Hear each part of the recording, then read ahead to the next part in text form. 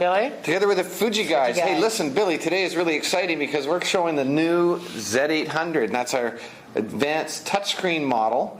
We're going to show you a lot more about it right now, but this is an exciting preview of this model that's just been introduced.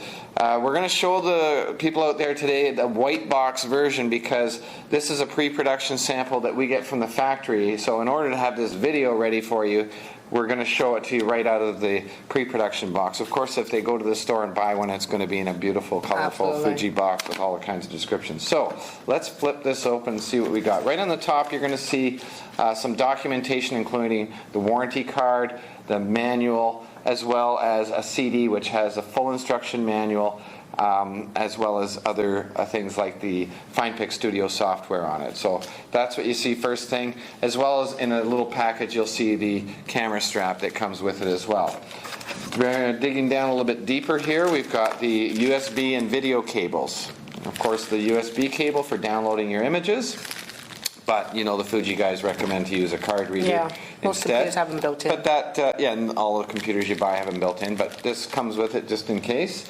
And the other cable here is a standard video cable that allows you to plug this and play your pictures and your movies right onto your TV.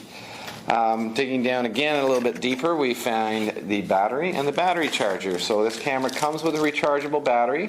The charger, which plugs directly into the wall, is dual voltage, so if you travel with this, you can plug it in virtually in every country with sometimes needing a prong adapter, but voltage is automatically adapting. Great. And then the pièce de résistance, our beautiful, gorgeously designed Z800 touchscreen camera.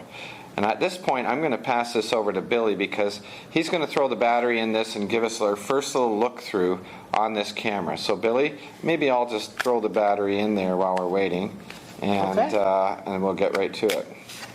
So when we do put the battery in, of course, Billy always advises us to match up the yellow with the yellow. And also, make sure, even though the batteries come pre-charged out of the box, they're not completely charged, so it does take about 4.5 to 5 hours for a full charge. So always, I recommend you to fully charge the camera. So, Greg, thank you for putting the batteries in for me. So just a quick little look at the camera. If you take a look at, again, it has a great feel and weight to it. It's metallic and finished. We have the black, and we also have the red.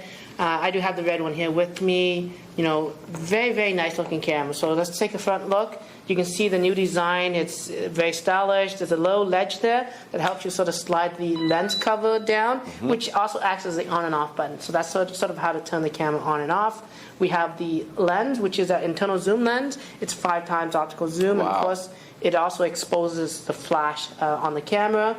So that's just how to turn that off. And if you look carefully at the Z lettering, it also is an LED light that shines up, and it also acts as sort of the self-timer countdown. So when you set it 10 seconds, 5 Very seconds, stylish. It blinks at 5 and 2 seconds in that sense.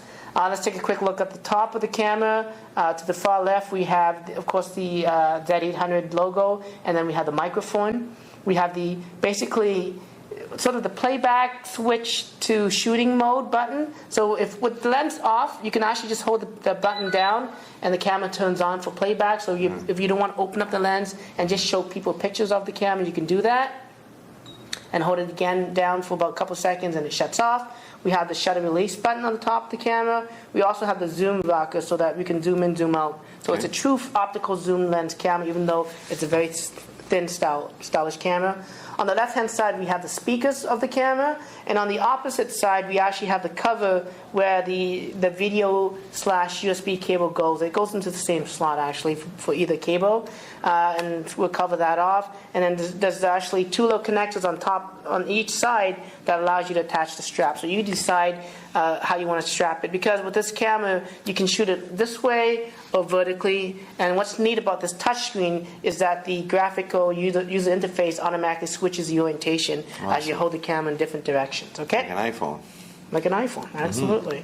Let's take a look at the bottom of the camera. Greg looked at it earlier. You have the tripod mount sort of located near the center of the camera, which is good for center of balance. We have the... I just turned that on by mistake. Let's turn that on. Turn it off. because I want to show you the battery codes, but I don't want the camera on. So we slide it down, and it pops open, and it exposes the battery as well as the memory card or the SD card that it takes. And again, it takes SDEC cards. Greg mentioned earlier to match the batteries, yellow or orange to orange, so that you got it in correctly. And basically, that is the first look of the Z800. Now, of course, I want you to show them the touchscreen because you're going to see a lot in the next video. But just to give you an idea of this beautiful screen and the fact of how easy it is. Yeah, so we're looking at 3.5-inch wide LCD screen, and because it is touchscreen, you know how we have normally the directional pads on most Fuji cameras. The controls are here. So if I wanted to change the flash, I can touch the flash and turn it on. I can set the self-timer mode to 2 seconds, 10 seconds. I can turn on the macro functionality. I can go into the menu system and choose different things like quality, size. If I go back, I go to the shooting mode option and set it to what we call the touch and shoot. And that's one feature I want to show you, is that if I wanted to take a picture of Greg, instead of pushing the shutter release button, I can actually just, with face detection, it's going to detect them, but if I just touch his face, it's going to automatically focus and take the picture automatically. Cool. So that's anyways, I think we'll go through a lot more of that in the next video with this one, but I just wanted to intrigue everyone with this gorgeous touchscreen technology.